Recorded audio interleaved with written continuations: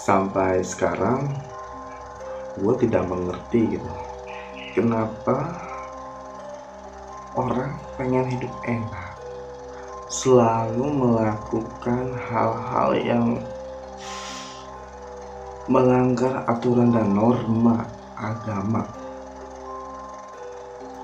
Padahal kan usaha untuk mendapatkan kekayaan cukup banyak caranya.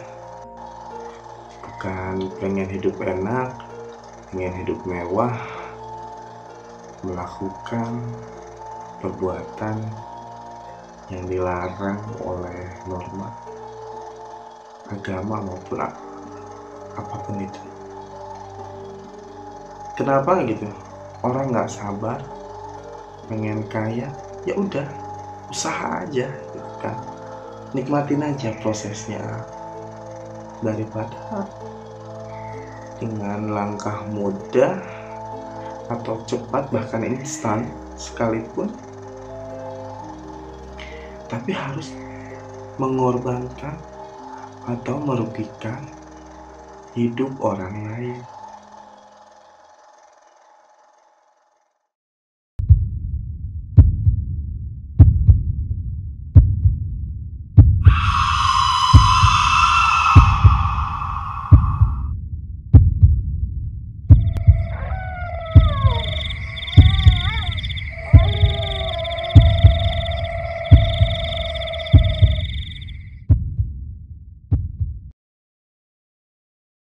Ngomong-ngomong dengan kekayaan, usaha yang mudah, atau cara mendapatkan kekayaan dengan instan, tema kali ini gue akan bercerita tentang pengalaman teman gue yang identitasnya pasti kita rahasiakan.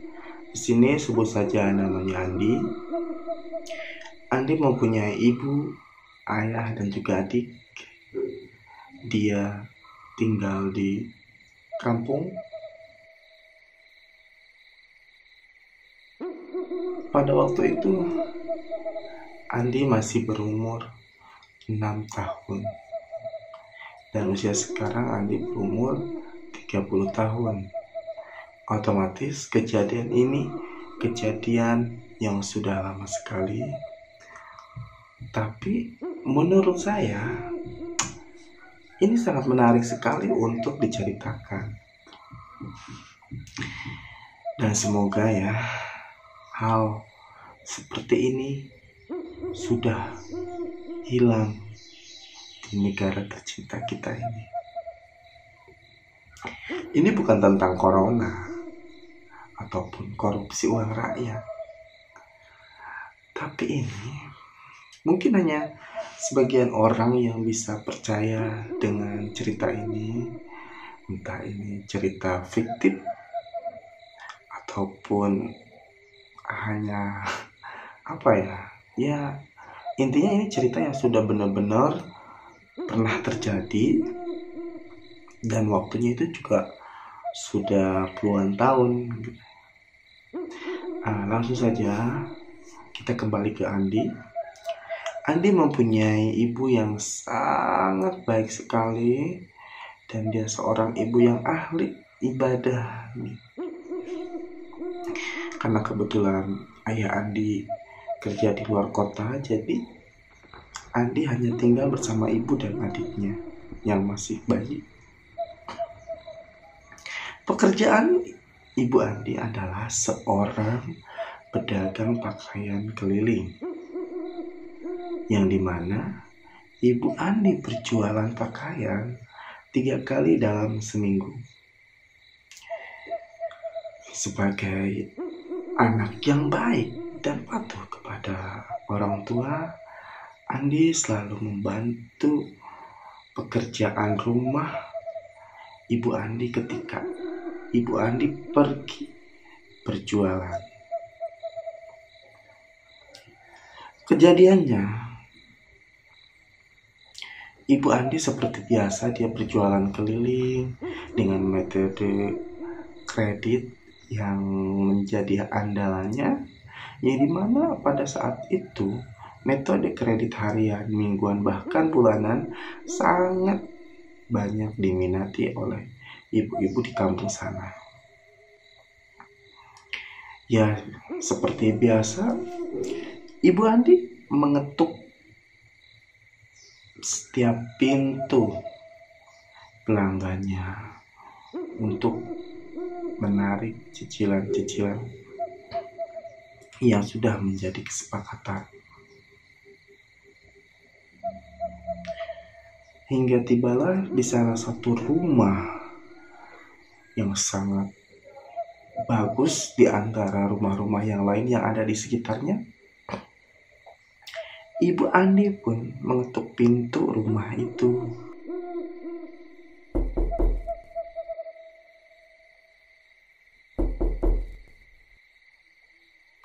Dan dengan penyambutan yang sangat luar biasa, Ibu Andi disambut oleh pemilik rumah itu.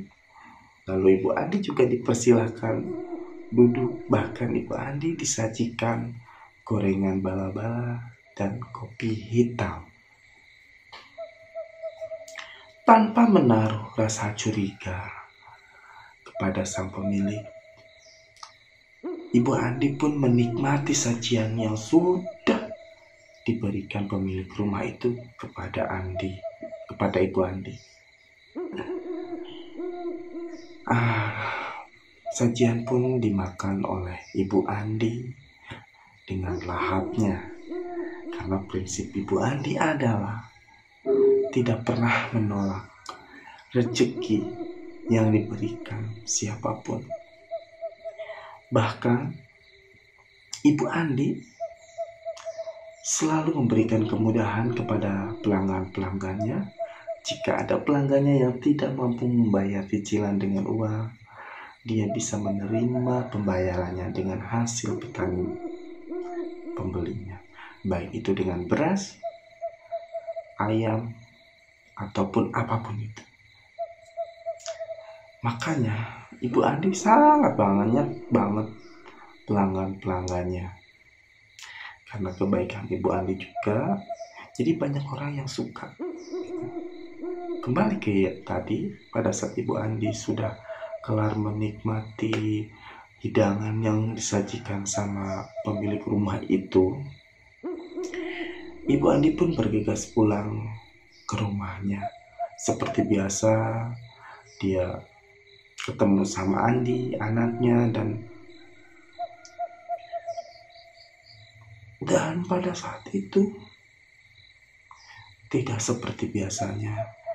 Ibu Andi izin untuk tidur lebih awal.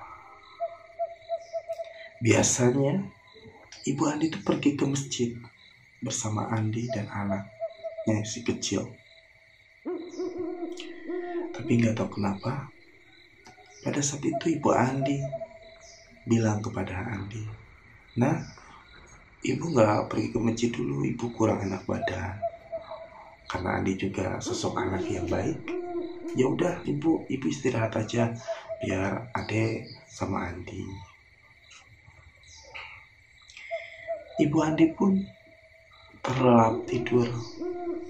Padahal biasanya Ibu Andi tuh kalau tidur dia tuh selalu melakukan ritual sholat, ngaji, zikir. Nah, untuk pada saat itu berbeda sekali. Dia tidur, benar-benar tidur. Bahkan yang biasanya dia itu sebelum tidur selalu menjaga wudhunya. Tapi saat itu Ibu Andi benar-benar tidur pulas. Andi pun gak pernah berpikir yang aneh-aneh. Dia berpikir ya bahwa ibunya mungkin kecapean.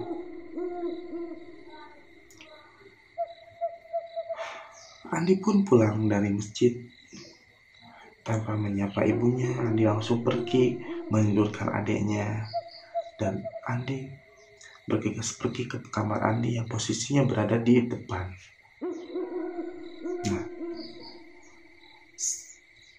di jam 12 lebih sedikit, tiba-tiba Andi mendengar ketukan dari jendela kaca kamar Andi.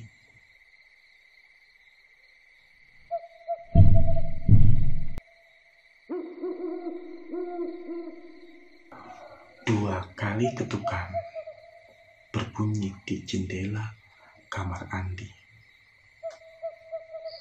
Andi pun menunggu 1 kali lagi ketukan. Karena di mana pengertian dari orang kampung dulu itu, kalau seandainya tengah malam ada yang mengetuk pintu, kurang dari 3 kali jangan dilihat ataupun dibuka. Pantang sekali. Karena Andi berpikir ketukan itu hanya sampai 2 kali ketukan, dia pun berlari ke kamar ibunya dan tidur di samping ibunya. Karena Andi merasa ketakutan bahwa yang mengetuk jendela kacanya sesuatu yang ditakutkan. Andi pun melanjutkan tidurnya di samping ibunya Andi. Lalu tidak lama kemudian, Andi mendengar suara keramaian yang berada di luar rumah Andi. Andi pun mengintip dari jendela rumahnya Andi. Ternyata di luar rumahnya Andi sudah banyak warga yang sedang berkumpul. Lalu terdengarlah bunyi ketukan pintu dari rumahnya Andi.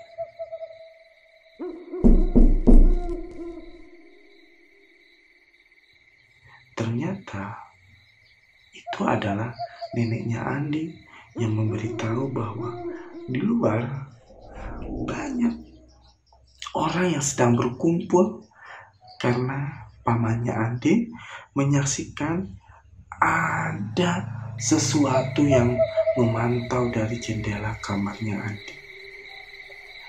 Nah, ternyata tadi yang mengetuk jendela kamarnya Andi sampai 2 kali itu ternyata dilihat oleh pamannya Andi. Kabarnya, pamannya Andi ini merupakan seorang jagoan di kampung itu. Siapapun tidak ada yang berani sama pamannya Andi itu. Nah, pamannya Andi itu karena melihat sosok yang memantau kamar rumahnya Andi, pamannya itu bergegas langsung melempar kaki sosok itu dan mengejarnya ke kebun. Karena sosok yang memantau kamarnya Andi itu lari ke arah kebun. Dikejarlah itu sosok itu oleh pamannya Andi. Dan untungnya, kata pamannya Andi, dia berhasil memukul kaki sosok itu. Andi pun kembali ke kamarnya untuk melihat ibunya yang sedang tidur. Dan ia pun membangunkan ibunya yang sedang tidur. Tapi anehnya, ibunya Andi tidak bangun. Ibu.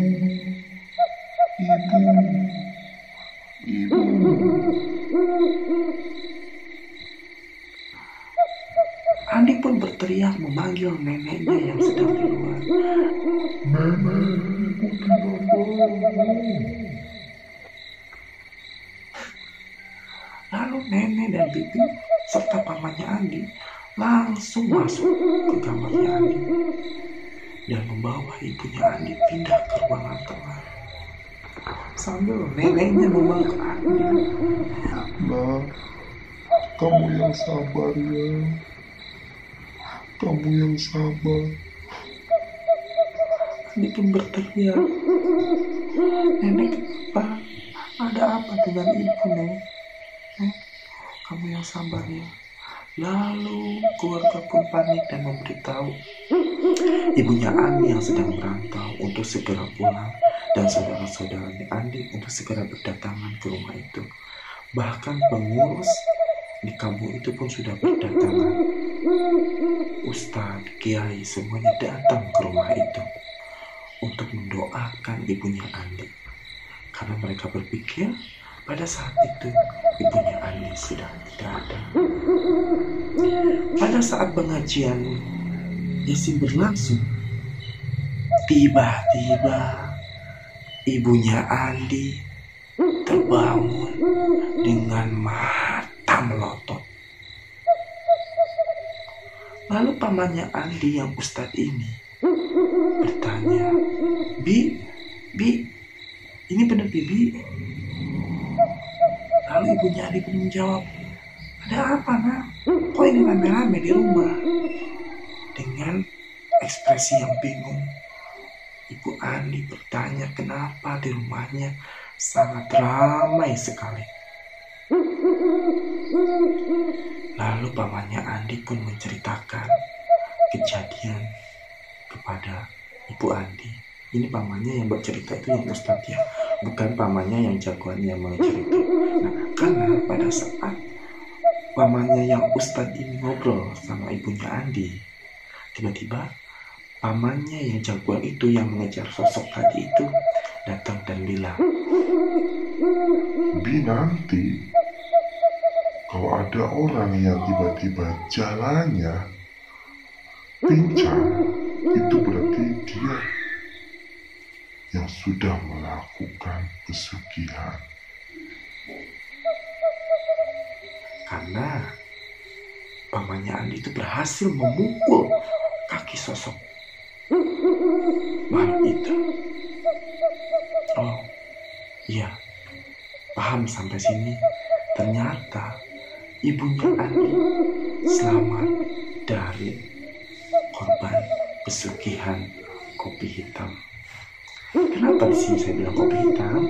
Karena ternyata orang yang menyajikan yang kopi hitam sama bala-bala itu kakinya pincang.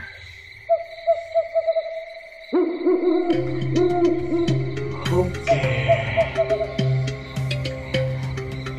cukup sekian saja di cerita horor kali ini. Buat teman-teman atau sahabat Dobril yang ingin berbagi cerita, baik itu horor ataupun kisah inspirasi sekalipun, bisa menghubungi tim di bawah ini atau bisa DM IG Dobril atau